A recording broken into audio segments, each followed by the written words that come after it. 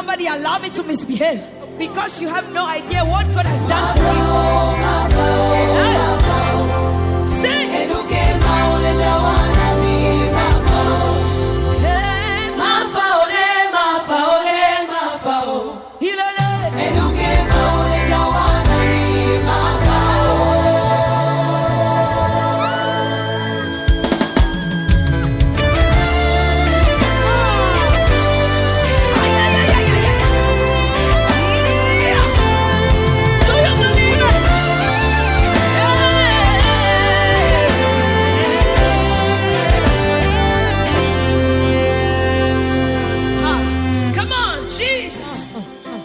Comme vous le savez, nous recevons pour vous chaque mercredi sur cette émission l'un de vos chantres préférés dans l'espace gospel afrique francophone et de sa diaspora. Et c'est cette rubrique qui s'y consacre. Mafao est le titre de cette magnifique chanson interprétée ici par Noélie Elikem du Togo et qui réside aux États-Unis d'Amérique depuis plusieurs années.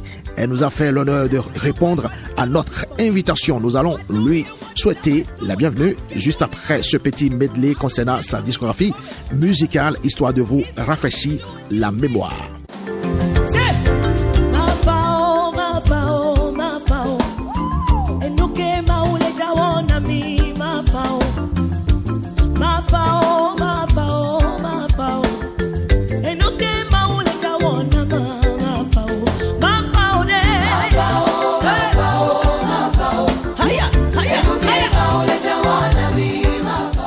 En quelques secondes, on vous a ramené un peu en arrière pour revisiter le lourd répertoire de Noélie Elikem. Bonjour Noélie Elikem, bienvenue sur l'heure du gospel. Alors bonjour Gildas, bonjour amis auditeurs de l'émission L'heure du gospel. Vous qui suivez maintenant et qui suivez sur YouTube, que Dieu vous bénisse. Je m'appelle Noélie Elikem, je suis servante de Dieu chantre, artiste gospel et je fais aussi beaucoup d'autres choses. Je suis très contente de participer à cette émission et que Dieu vous bénisse. Amen. Nous sommes aussi très contents de votre présence sur cette émission. On ne vous présente plus dans l'écosystème gospel togolais parce que vous en êtes l'une des figures emblématiques et sur le plan international aussi, vous n'êtes pas des moindres. Mais je vais vous donner le devoir de vous présenter brièvement à nos auditeurs qui vous découvrent aujourd'hui. Alors oui, comme je le dis, Noélie Elikem, je suis togolaise d'origine et depuis 2009, je vis aux États-Unis, donc je suis devenue américaine, mais je suis d'origine togolaise. Et Noélie Elikem, c'est cette jeune dame qui a reçu l'appel de Dieu depuis 19 ans et qui sert le Seigneur au travers de la musique et la parole de Dieu. Je me reconnais en tant que chantre et messagère de Dieu. L'Éternel m'a dit de me consacrer à lui et j'annonce ses messages au travers des chansons qui m'inspirent et aussi par des messages que je tire de sa parole et que je reçois dans mon esprit par son esprit. Alors, à part ça, je travaille en plein temps aux États-Unis pour une compagnie aérienne, par la force des choses bien sûr. Et aussi, je suis directrice de société, une société que j'ai appelée Elikem Enterprise, qui est basée aux États-Unis, qui est d'abord le label qui couvre tout ce que je fais en tant que chantre, en tant que musicienne, en tant qu'artiste, et aussi qui me permet d'organiser des événements, notamment les événements Glory que j'organise chaque année, mais aussi beaucoup d'autres choses. C'est aussi une plateforme pour promouvoir les talents, ceux qui travaillent pour Christ, qui sont consacrés, qui sont jeunes, mais qui font du bon boulot. Nous essayons de les encourager comme on peut. Alors, brièvement, voilà. Je suis mère, j'ai 2 enfants. Et je crois que c'est ça. Vous avez plusieurs cordes à votre arc, chef d'entreprise, productrice, chantre passionnée et très engagée pour le Seigneur Jésus-Christ.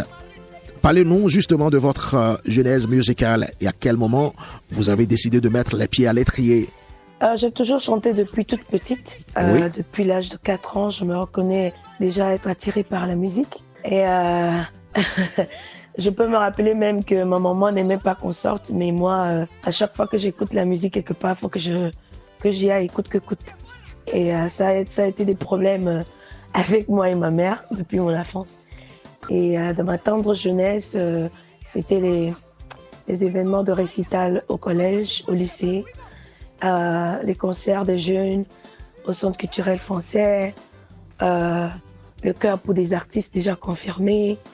Voilà, donc je suis née avec, donc déjà toute petite, ça se faisait voir. Et je vais me lancer précisément dans ma vocation quand j'ai intégré le groupe musical de mon église et j'ai commencé par diriger la louange et l'adoration au sein de cette église-là.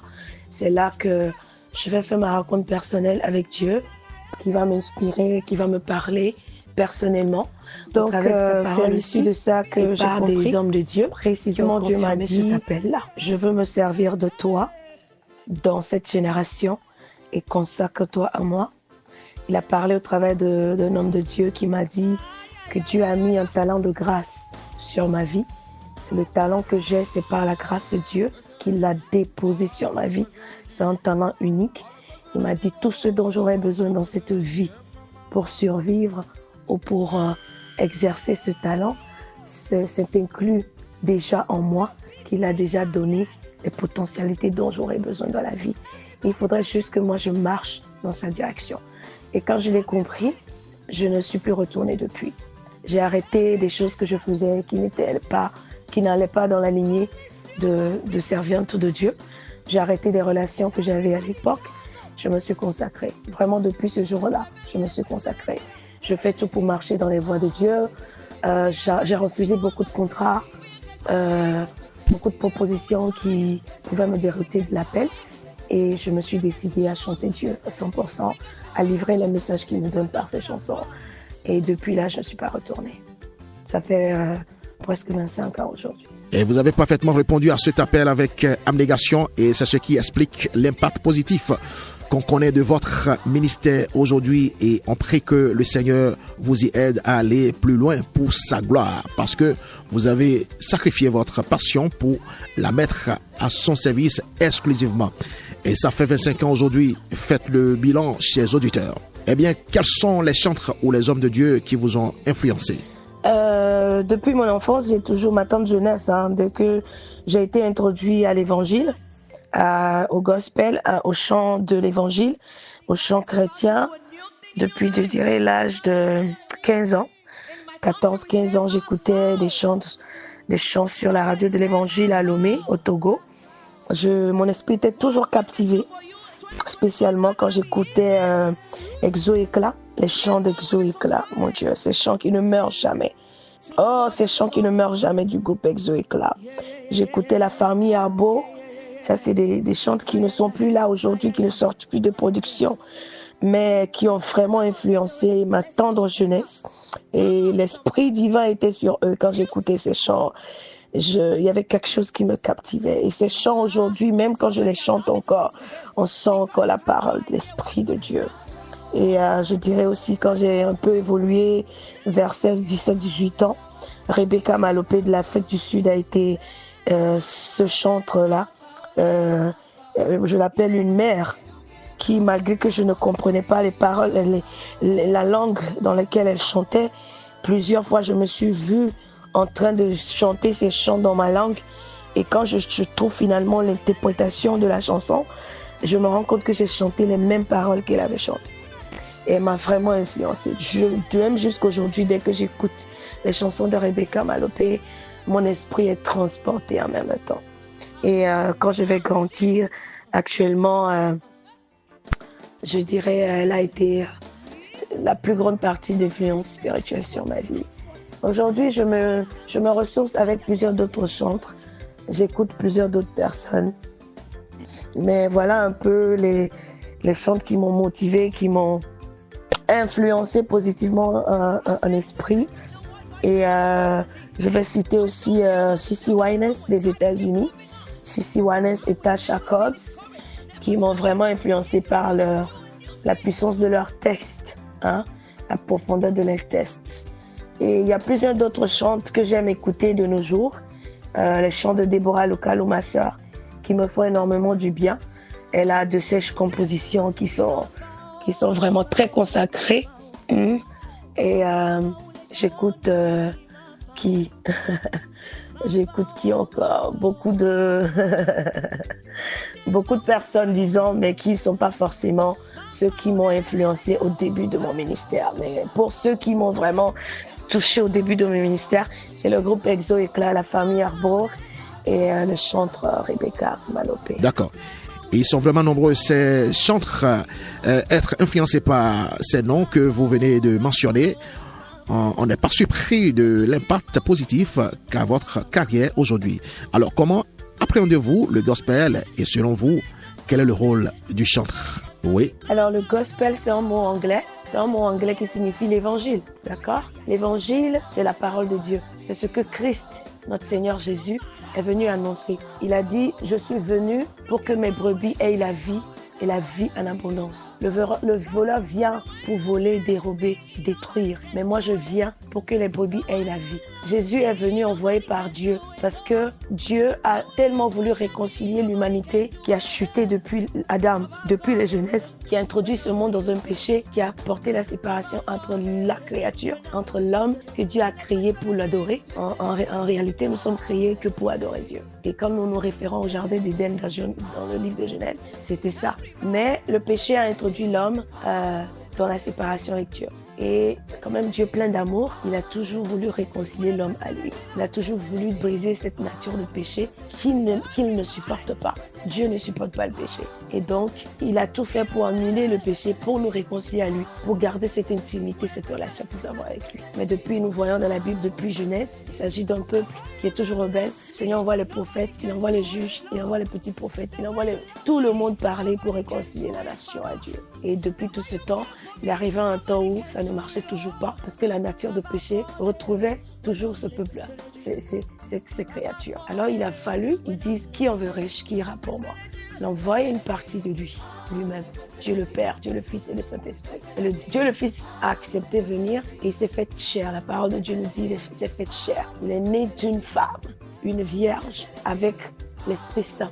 Et donc, Jésus est venu dans le monde a pour but de venir révéler le Père pour qu'une fois de bon, l'homme, par le sacrifice de Jésus, puisse être réconcilié à Dieu. C'est pour ça que la parole de Dieu va nous dire, aussi Dieu l'a souverainement élevé, lui a donné le nom au-dessus de tout nom, afin que quiconque croit, afin qu'au nom de Jésus, tout genou fléchisse et toute langue confesse qu'il est Seigneur. Il a aussi dit que si tu confesses de ta bouche que Jésus-Christ est Seigneur, tu seras sauvé. Alors ce salut-là, c'est ce que Dieu, Jésus, a apporté. Et pour moi, le gospel, c'est cet évangile-là qui dit « L'Éternel m'a oint afin d'annoncer, de proclamer le salut aux captifs, de guérir les malades. » Et c'est ce que Jésus est venu faire dans le monde. Et c'est cet évangile-là que moi j'annonce au travers des chansons, au travers des paroles qui m'inspirent. Et pour moi, le gospel, c'est l'évangile du salut. Montrer l'amour de Dieu à l'humanité. Dire à l'humanité que notre Père, c'est Dieu. Et que notre origine, notre destin divin, c'est de louer Dieu. C'est d'être là et de chanter sa gloire. Et le péché nous a ôtés à notre poste. Alors, nous devons nous réconcilier à Dieu.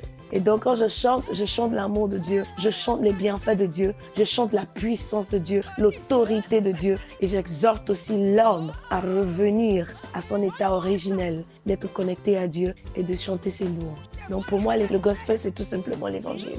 Le rôle d'un chantre, comme je le dis, c'est de réconcilier, c'est de connecter les humains à leur Dieu. Le chantre est spécialement choisi et oint de Dieu. Il a une huile spéciale sur sa tête, ce qui fait que quand il ouvre la bouche, le ciel répond. Quand le chantre chante, le ciel répond, tu vois. Et donc le rôle de ce chant, c'est d'être cette connexion-là automatique entre le ciel, Dieu et les humains qui malheureusement sont parfois déconnectés, malheureusement sont dans le péché et qui forcément n'ont pas ce lien direct avec Dieu. Et donc ce chantre-là doit être consacré perpétuellement. Ce chantre-là doit marcher avec Dieu. Ce chantre-là doit vivre une vie de consécration.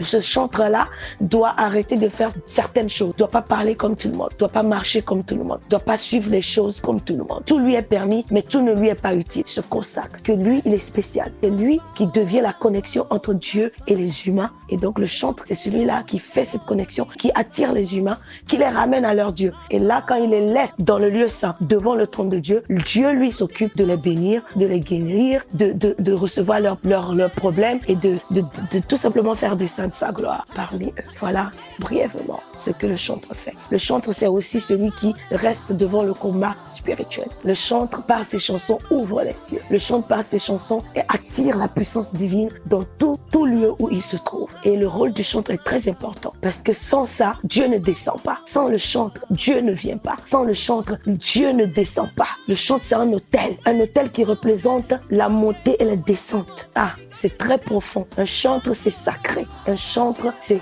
à être vu de façon spéciale parce que c'est une grande responsabilité. Je dirais même c'est le poste que Dieu valorise plus entre lui parce qu'avant les sacrificateurs, Dieu dit mettez les chantres devant. Ce qui veut dire qu'au jour d'aujourd'hui, les chantres qui vivent sur terre, c'est eux qui ont ce premier rôle-là de connecter la nation à Dieu. Avant même que le sacrificateur impose les mains, avant que le sacrificateur fasse le sacrifice, emmène les sacrifices du peuple à Dieu, le chantre doit d'abord ouvrir les portes. Le chantre doit d'abord attirer Dieu dans le lieu où ils sont. Alors moi je dis ça, c'est un poste assez spécial, c'est un poste sacré que moi je valorise énormément. Je fais tout pour rester dans ce poste-là. Je fais tout pour ne pas tomber parce que je sais que je vaux mieux qu'un président. Je vaux mieux qu'un ministre. Je vaux mieux qu'un gouverneur parce que c'est moi qui ouvre les cieux sur la terre. Et c'est, mon Dieu, si tu le comprends ainsi, tu vas pas t'amuser. Vous savez, j'aime les chantres qui sont imprégnés dans la parole de Dieu comme vous. Et c'est une exhortation très puissante qu'on vient d'écouter. Un chantre consacré est plus qu'un président de la République, plus qu'un ministre d'État, est plus que toutes les gloires terrestres. Mais si c'est servant de Dieu. Alors, nous allons rentrer dans la Bible et y rester pendant quelques minutes sur cette émission. Alors, quel est votre verset biblique préféré et pourquoi ce choix? Alors, versets bibliques, j'en ai beaucoup qui me parlent. J'en ai énormément dans l'Ancien Testament comme le Nouveau. Mais précisément, l'histoire de Déborah, ça m'inspire, l'histoire d'Esther, dans leur livre éponyme. Mais particulièrement David, le roi David et ses psaumes. Et le psaume 18, que j'ai découvert en 2022, quand le Seigneur va me parler particulièrement. Et le verset 30, 32, 33, descendant, où David dit au Seigneur, tu exerces mes mains au combat. Et je brise l'arc des reins avec mes mains. Avec Dieu, je poursuis mes adversaires. Je ne reviens pas avant de les avoir anéantis. Ce psaume montre toute la force que peut avoir un guerrier, un élu de Dieu, un choisi de Dieu, qui fait face à beaucoup de persécutions, qui fait face à beaucoup d'adversités, malgré qu'il n'a rien fait de mal. Mais comme David, nous puisons notre force en l'Éternel. Et c'est lui qui exerce nos mains au combat. Dans cette vie, nous sommes dans un combat perpétuel, un combat qui ne s'arrêtera pas jusqu'à ce que le Seigneur vienne nous chercher. Et pour moi, c'est toute une force. Je l'ai même chanté dans une de mes chansons que j'ai appelée « Les montagnes disparaissent ». Et c'est un psaume qui me parle énormément. David, l'homme selon le cœur de Dieu. Alors, si vous devez qualifier Jésus-Christ en un seul mot, ce sera lequel? Et pourquoi? Jésus en un seul mot, c'est mon tout. Il est tout en un. Un seul mot, c'est tout. Quand je dis tout, il est vraiment tout. Il est le guerrier. Il est le docteur, il est le consolateur, il est l'enseignant, il est le guide, il est le pourvoyeur, il est le financier, il est tout. Pour moi, Jésus, c'est tout. C'est ma passion, c'est ma vie, c'est ce mystère-là qu'on n'arrive pas à décrire, et un changement perpétuel, une manifestation qui est nouvelle de jour en jour, une compassion qui n'a pas de mesure. un amour qui n'a pas de fin, une pureté indescriptible, mon Dieu. Quand j'en parle avec toutes les passions de mon cœur. Jésus, c'est un tout, c'est le tout pour moi.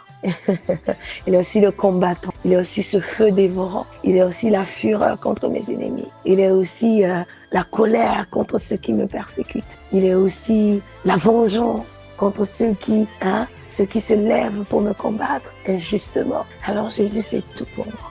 Jésus est tout pour vous. Eh bien, restons toujours dans la Bible pour savoir le personnage biblique en dehors de Jésus-Christ qui vous a le plus marqué. Le personnage biblique qui m'a le plus influencé, si vous me demandez un seul, c'est pas évident. Vous avez dit à part Jésus, Jésus c'est mon modèle et je me sens vraiment attirée vers lui. Je sens vraiment que je suis un duplicata de son esprit sur terre. Mais s'il faut choisir un seul personnage, je parlerai de Déborah. Déborah qui est une femme, mais qui est en même temps un juge. Déborah représente cet esprit de prophète qui peut reposer sur une femme. Dieu l'a établie sur sa nation. Elle n'était pas prophétesse. Elle ne se contentait pas de dire ainsi parle Dieu, blablabla, j'ai vu ci, j'ai vu ça. Elle était prophète sur la nation de Dieu. Elle jugeait la nation. Et c'était une femme, mais elle avait la puissance d'un homme sur elle. Et elle m'a beaucoup influencée, malgré que son passage dans la Bible a été court. Son rôle qu'elle a joué dans la vie du peuple d'Israël, sur la nation de l'Éternel, était un rôle très puissant et très unique. Et elle m'a vraiment influencée parce que Dieu m'a parlé beaucoup d'elle. Et ça m'aide aussi à comprendre mon rôle dans ma vie aujourd'hui. Parce que des fois, vous savez, vous êtes femme et Dieu met sur vous un esprit, un homme. Vous êtes femme, mais Dieu met sur vous un esprit de prophète qui fait de vous une autorité spirituelle, qui fait de vous un juge dans les dimensions spirituelles. Et vous devez juger le peuple de Dieu. Vous devez trancher. Vous devez aider des gens. Vous devez les faire sortir de leur captivité. Vous devez diriger des gens dans leur destinée. Vous devez prendre leur combat sur vous. Vous devez vous lever et parler de la part de Dieu. Et ça, c'est pas facile pour une femme. C'est critiqué. On te dit tu es trop autoritaire. Tu cries sur des hommes. On te dit tu n'es pas fluide.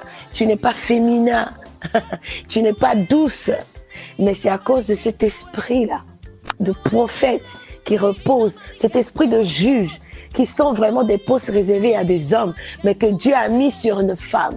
Ça donne une autorité. C'est très délicat. Ça pose beaucoup de problèmes avec le corps de femme. Mais le Seigneur a permis que je puisse vraiment me ressourcer, comprendre ma vie et mon appel au travers de ce poste-là. Et c'est pas facile, mais ça m'aide beaucoup de savoir que c'est pas le diable qui le fait. Ça m'aide de savoir, de comprendre que c'est vrai, oui, Dieu appelle des femmes comme Esther à être féminin, à être douce, à utiliser de la patience et de la ruse, avec leur beauté, leur féminité pour recevoir du roi, comme Ruth, avec l'abondance, avec le zèle, comme qui encore beaucoup d'autres femmes. Mais Dieu utilise aussi les femmes comme des prophètes. Donc ça me permet de comprendre mon appel. Voilà. Déborah est le personnage biblique en dehors de Jésus-Christ qui vous a le plus marqué. Alors, nous allons marquer une pause musicale avec votre chanson Nukunu, qui veut dire miracle, et qui fait plus de 2 400 000 vues sur YouTube. Écoute ça.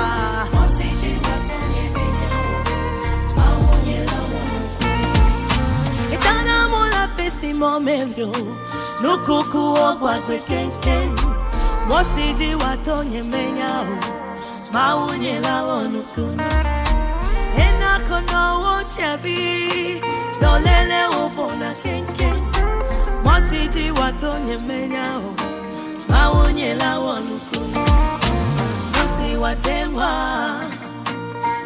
L'heure du gospel a commencé depuis quelques minutes suite à radio et nous sommes dans la rubrique interview et c'est Noélie Elikem du Togo qui est notre guest du jour et c'est elle l'auteur de cette magnifique chanson intitulée Nokunu qui veut dire miracle. Alors, en dehors de la musique, quelles sont vos autres passions, Noélie Elikem?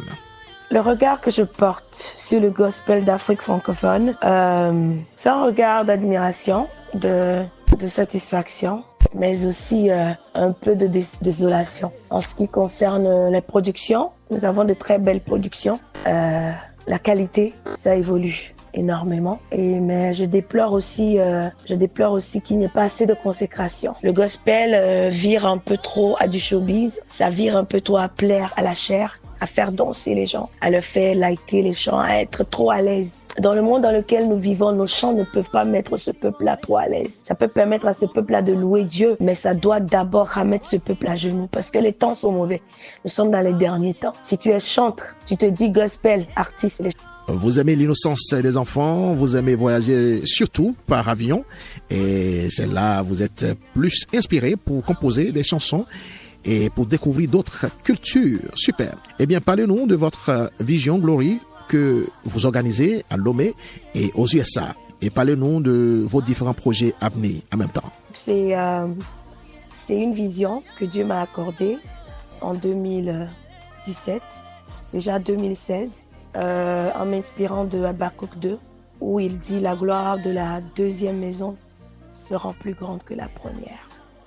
En 2016-2017, j'ai traversé des moments très, très, très tumultueux dans ma vie et dans mon mariage. Et le diable m'a dit que c'est fini pour moi. Le diable m'a dit que c'est fini. Je ne pourrais plus, comme je le disais quand je parlais de Au Calme, je ne pourrais plus fonctionner. Mon témoignage est gâté et je ne serai plus crédible dans le ministère. Et ça dit, mon témoignage est taché, que je ne pourrais plus à 100% représenter Christ. Et c'était des moments très amers, d'intenses douleurs, de pleurs, de gémissements, de regrets. Mais Dieu va m'emmener dans un moment où il me dit, la gloire de la deuxième maison sera plus grande que la première. Et avec cette parole, il m'a consolé, il m'a dit, ce n'est pas fini pour toi. Et il va alors m'inspirer, m'envoyer en mission en me disant rassemble ce peuple pour moi. Ces choses que tu traverses forcément, c'est pas des choses que tu mérites, mais que moi je fais, que je permets que tu traverses tout simplement afin que tu puisses comprendre les gens qui vivent dans ces situations, afin que tu puisses leur délivrer mon message. Parce que si toi-même tu ne traverses pas ces choses, tu ne peux pas te mettre à leur place. Dieu m'a consolé avec ces paroles et donc il m'a dit rassemble le peuple. Rassemble des adorateurs, je veux des adorateurs, des gens qui ont des larmes aux yeux, des gens qui n'ont surtout pas forcément des solutions à ce qu'ils cherchent, des gens qui n'ont pas le foyer qu'ils désirent, des gens qui sont divorcés, des gens qui sont stériles, des gens qui ont des problèmes, mais qui peuvent, au-delà de ces problèmes-là, continuer à m'adorer malgré les problèmes. Et ça, c'est les vrais adorateurs qui s'en foutent de ce qui se passe autour d'eux, mais qui dit Seigneur, je te loue parce que tu es Dieu. Tout simplement parce que tu es Dieu et tu m'as créé pour te louer. Je m'en fous de ce qui se passe autour de moi, moi je te loue. Il va me dire va et rassemble-moi des adorateurs et louez-moi de divers horizons, diverses langues, diverses cultures. Louez-moi dans plusieurs langues. Et quand moi, vous serez en train de me louer, moi je descendrai dans ce peuple-là. Et je vais leur accorder la solution à tous leurs problèmes. Soit ce canal par lequel je descends dans mon peuple, de ce peuple-là que l'ennemi a mis dans les problèmes pour les empêcher de le louer. Va leur dire s'ils peuvent me louer malgré tout ce qu'ils traversent, ce sera la porte ouverte pour que moi je descende et que je leur apporte la solution. Les gémissements, les pleurs, malheureusement, n'attireront pas Christ, n'attireront pas la gloire de Dieu. C'est l'adoration, la louange qui va attirer son regard dans la situation dans laquelle tu vis. Alors ce message qu'il me donne déjà me guérit moi-même. Je peux me lever dans les moments difficiles que je traversais pour toujours louer Dieu et surtout aller encore en mission malgré le cœur lourd, malgré les larmes aux yeux, seul, abandonné, rejeté, jugé, méprisé, condamné. Je peux encore me lever, apporter un message de paix et de gloire dans la vie d'une femme et d'un homme. C'était pas facile. Je me rappelle en 2017, j'ai failli annuler même quand j'ai fait l'appel. C'était très dur. Mais le Seigneur va me faire grâce. Aujourd'hui, nous parlons de la 8e édition. Depuis 2017, on n'a pas arrêté. Et c'est de très grands rassemblements. Et c'est un rassemblement authentique des adorateurs qui comprennent que malgré tout ce qu'ils traversent, qui comprennent qu'ils ne doivent pas être dans des pajéros, dans des maisons à étage, qui comprennent qu'ils ne seront pas forcément à l'aise dans leur chair pour adorer Dieu. Et ces adorateurs de qualité que le Père recherche, comme il nous l'a dit dans le livre de Jean, c'est ces adorateurs-là que je me fais la passion et la gloire, le privilège de rassembler chaque année pour Dieu. Et croyez-moi, c'est des puissants témoignages chaque année. Des stériles enfants, des problèmes sont résolus, des grands témoignages qui passent inaperçus forcément parce que nous ne mettons pas un chantre devant. À Glory, nous ne mettons pas forcément un nom devant, c'est Dieu et tout, des adorateurs. C'est un événement pour Dieu et ses adorateurs. Nous ne présentons pas forcément les chantres, nous ne crions pas leur cursus, il n'y a même pas de MC. Nous sommes tous rassemblés, nous chantons à tour de rôle, dirigés par le Saint-Esprit. Et moi qui suis chante principale devant. Et donc, c'est Glory, c'est cette vision-là, comme je viens de l'expliquer. Et nous sommes à la 8e édition. La première édition, c'était à Lomé, au Togo, chez moi. Après, nous avons fait 2 éditions au Burkina. Ensuite, nous sommes revenus à Lomé. Après, nous avons fait une édition en Afrique du Sud, à Johannesburg, en 2023. Et en 2024, j'ai fait une édition à Abuja, au Nigeria. Et donc, la vision, c'est pas en un lieu, hein. Le Seigneur me dit de rassembler les adorateurs. Donc partout, c'est possible, je le fais. Et dans les années qui viennent, même ce ne sera pas une seule ville chaque année. On peut faire Glory 2025 dans une ville, 3-4 villes, si le Seigneur nous le permet. C'est le rassemblement des adorateurs. Partout, on pourra. Et aujourd'hui, en 2025, Dieu va me faire grâce de l'organiser enfin aux États-Unis pour la première fois. Et ce sera pour le 27 décembre 2025 prochain dans l'État d'Atlanta, dans l'État de Georgie, la ville Atlanta où je réside. Mes différents projets à l'avenir, bien sûr, il y a un album qui se crée, qui va sortir avec Glory 2025, de très nouvelles chansons, de bonnes chansons, très inspirées que Dieu m'a donné. Hein. Très très précieux. Et donc cet album va sortir en décembre si tout va bien. Sinon vous allez entendre déjà des nouveaux morceaux d'ici là, le mois de novembre, décembre, et puis après peut-être l'album va sortir début décembre. Mais de très bonnes chansons dans lesquelles les anglophones et les francophones vont se retrouver. Il y a du contemporain, il y a de l'afro, il y a du culturel, du traditionnel, et on a tous les rythmes. On a l'adoration, on a la louange et tout le monde va se retrouver. C'est l'esprit Glory, tous les peuples là. Dieu m'a appelé pour les nations. Tous les peuples réunis vont se retrouver dans cet album-là. C'est un album qui sera multilingue. Et voilà. Et c'est le projet le plus imminent. Mais vous savez que j'ai ma structure de production Elikim Entreprise aux États-Unis. Je compte lancer la structure vraiment proprement dit, où j'organise des événements qui ne sont pas forcément Glory, mais dans plusieurs villes. Je vais travailler avec des chantres, des artistes et aussi d'autres choses en production et en vente. Et voilà, les choses vont se révéler au fur et à mesure. Les choses vont se révéler au fur et à mesure. N'oubliez pas ce grand rendez-vous de célébration en l'honneur de notre Seigneur Jésus-Christ de Nazareth, Glory, qui va se tenir le 27 à Atlanta, aux États-Unis d'Amérique. Une date à ne oublier sous aucun prétexte. Et nous attendons aussi ce nouvel album avec beaucoup d'impatience. Pour l'heure, nous allons nous mettre au calme musicalement avec votre chanson Au calme.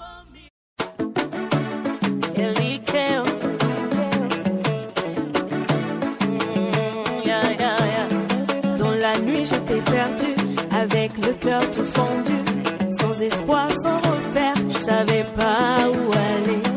Les gens m'ont délaissé, j'étais abandonné, il n'y avait pas d'issue, car j'avais tout perdu. Mais mon Dieu est vivant, il ne faillit jamais. Quand il fait ces choses, personne ne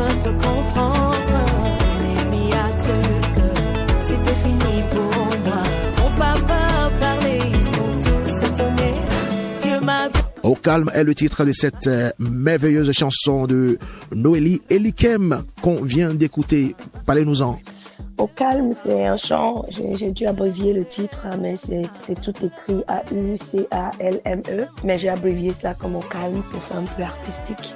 Et aussi une petite marque des choses que je devais lancer quand je lançais la chanson. Au calme, c'est mon petit témoignage pour dire qu'après des moments de galère, des moments de difficulté, des moments de dépression, d'anxiété, des moments de dépression, d'anxiété dus à des événements inattendus dans ma vie personnelle. Il est arrivé un moment où j'ai perdu espoir. Je me disais que c'était tellement difficile, je me disais que je n'allais pas m'en sortir. Mais Dieu, dans sa bonté, m'a fait grâce. Et quand je dis dans la nuit, j'étais perdue avec le cœur tout fondu, je ne savais pas quoi faire. Mais Dieu, il est vivant. Quand il fait ces choses, souvent on ne comprend pas. Mais quand il finit, on arrive à comprendre pourquoi il a permis certaines choses. Et Dieu m'a béni, il m'a mis au calme. Dieu m'a amené à un endroit où mes difficultés, mes tourments, les montagnes qui étaient devant moi, Dieu m'a élevé au-dessus d'eux. Et ma vie n'est pas complètement rose, mais j'ai franchi cette étape-là de difficulté, d'anxiété. C'était une barrière dans ma vie où je me disais que non, je ne pouvais plus avancer, je ne pouvais plus surmonter cette étape-là. Mais Dieu a permis que je surmonte. Et après cette étape-là très, très, très dure dans ma vie, aujourd'hui, je fonctionne encore. Je suis toujours loin. J'ai toujours l'onction de Dieu sur ma tête. Ce qui est le plus important pour moi. Quand je parle, les peuples reconnaissent encore la voix de leur Dieu. Et c'est pas fini pour moi. Cette étape-là ne m'a pas enterré comme le diable l'avait intentionné. Donc, Dieu m'a mise au calme. Il a ramené mon esprit au calme. Il m'a enlevé de ce tourment, de ce moment d'incertitude. Et il m'a dit, je suis avec toi. Et donc, c'est le témoignage qui est derrière cette chanson. Super. Alors, quel est votre regard actuel sur le gospel d'Afrique francophone actuellement et que conseillez-vous? Le regard que je porte sur le gospel d'Afrique francophone, c'est un regard d'admiration, de satisfaction, mais aussi un peu de désolation. En ce qui concerne les productions, nous avons de très belles productions. La qualité, ça évolue énormément, mais je déplore aussi qu'il n'y ait pas assez de consécration. Le gospel vire un peu trop à du showbiz, ça vire un peu trop à plaire à la chair, à faire danser les gens, à leur faire liker les chants, à être trop à l'aise. Dans le monde dans lequel nous vivons, nos chants ne peuvent pas mettre ce peuple-là trop à l'aise. Ça peut permettre à ce peuple-là de louer Dieu, mais ça doit d'abord remettre ce peuple à genoux parce que les temps sont mauvais. Nous sommes dans les derniers temps. Si tu es chanteur, tu te dis gospel, artiste, les chants que tu sors aujourd'hui peuvent amuser la galerie, peuvent faire danser les pécheurs sans les faire convertir. Nous avons un problème. Malheureusement, nous assistons à quelque chose comme ça et j'appelle à tous les chants de se ressaisir. Même si Dieu te permet de faire, moi je n'utilise pas mon talent comme une carrière, je ne vis pas des chants que je compose. Non, je ne fais pas des chansons pour attirer les gens pour qu'ils puissent payer ou pour qu'ils puissent acheter. Je donne des messages. C'est seulement ce que Dieu me permet que je chante. Maintenant, ça plaît aux gens ou ça plaît pas aux gens, c'est ce que je chante, que Dieu m'a donné que je chante. Je ne me lève pas et puis je forme un chant pour plaire aux gens. Pour leur dire, ah non, ça va marcher. Ça va faire danser les Ivoiriens. Ça va faire danser les Congolais. Ils vont sortir pour mon concert. Non. Je ne suis pas dans cet esprit-là. Et je pense que nous devons faire. Mais si Dieu te permet d'utiliser ton don comme une carrière, comme un travail, et que tu dois vivre de ça, moi, j'ai rien contre ça personnellement. Mais essaye de tout faire pour honorer ce Dieu qui t'a appelé. Pour que tu ne deviens pas un point d'achoppement. Et pour que ton talent que tu as ne soit pas utilisé contre toi devant Dieu demain pour te juger. Et donc, j'appelle à plus de consécration. Et nous ne pouvons pas chanter les païens sont à l'aise en train de danser. Nous ne pouvons pas chanter le pécheur ne se met pas à genoux pour se réconcilier à Christ. C'est inadmissible. Alors, à part la technique, l'évolution, les scènes qui sont très jolies, le son qui est très bon, tous les clips qui sont très jolis, les couleurs, ne nous conformons pas à la technologie qui a évolué, ne nous contentons pas de ça et dire que nous avons réussi. L'essence du gospel, de l'évangile, c'est le pécheur qui reçoit la parole de Dieu et qui est converti. C'est le peuple de Dieu qui est relié à son Dieu.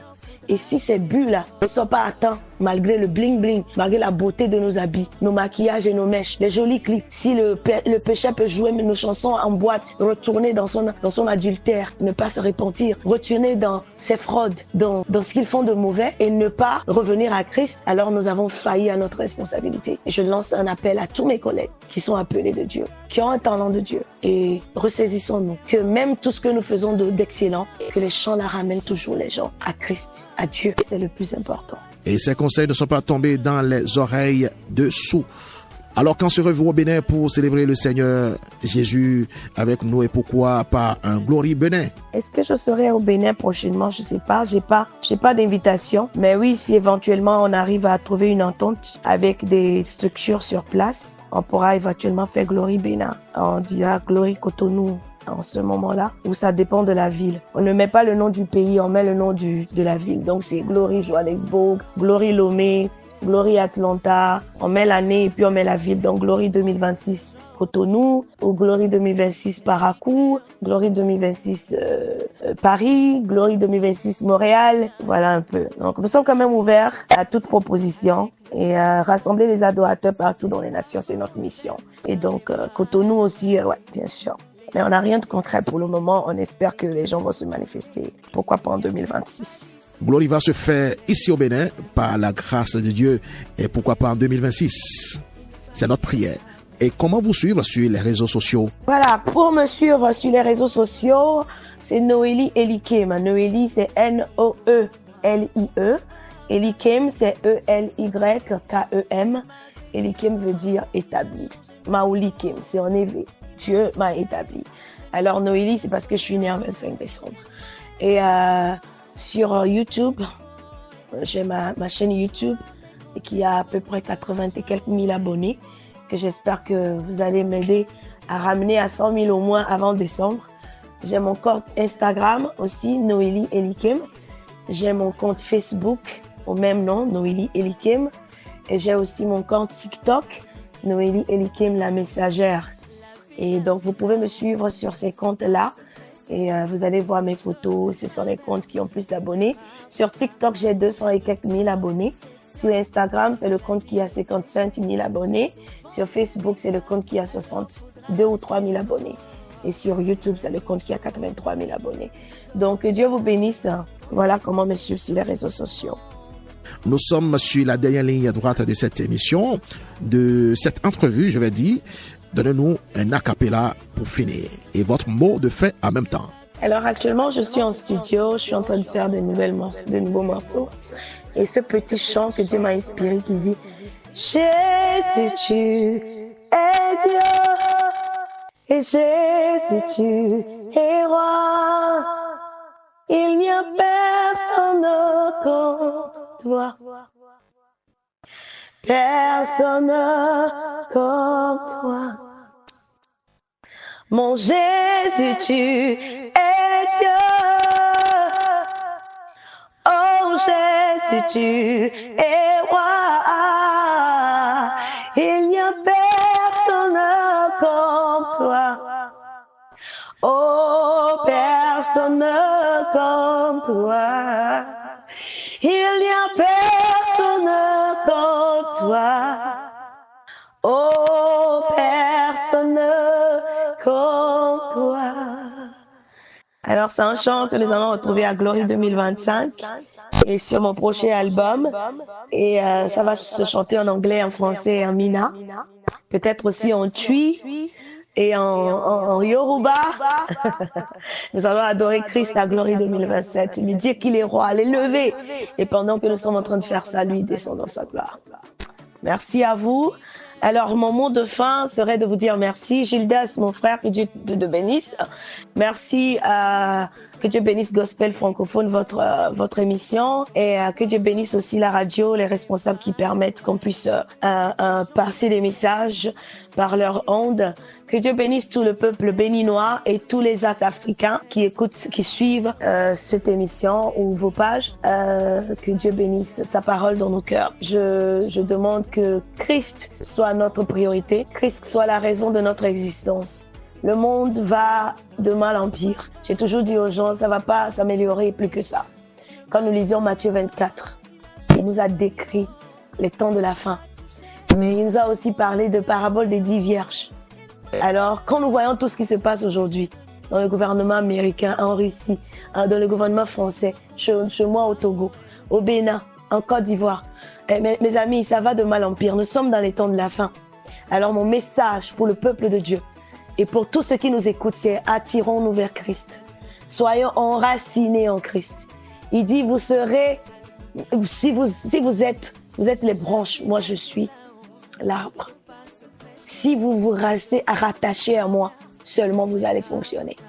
Ne soyons pas déconnectés de notre arbre, de notre source de vie. Sa parole et son esprit sont là, disposés. Alors, soyons connectés. 24 heures sur 24. Évitons la distraction. Consacrons-nous encore et encore. Quand ça va pas, rentre dans ta chambre, ferme ton téléphone et commence par parler en langue. Commence par activer la présence de Dieu. Quand ça va pas, que tu peux pas aller faire du sport, courir et avoir de l'énergie physique, rentre et cours en esprit pour activer l'énergie spirituelle. Tu en auras besoin. Et ça, c'est un besoin constant. Il faut que tu le fasses constamment. Si tu le fais en 3 jours, tu arrêtes, tu seras encore absorbé par le négatif qui gagne le terrain de nos jours. Alors, je vous appelle à plus de consécration. Activez l'Esprit de Dieu autour de vous. Les chants consacrés que vous écoutez, que vous chantez. L'Esprit de Dieu aussi est là, disposé en abondance pour déverser sa plénitude sur quiconque va s'approcher de lui. Malgré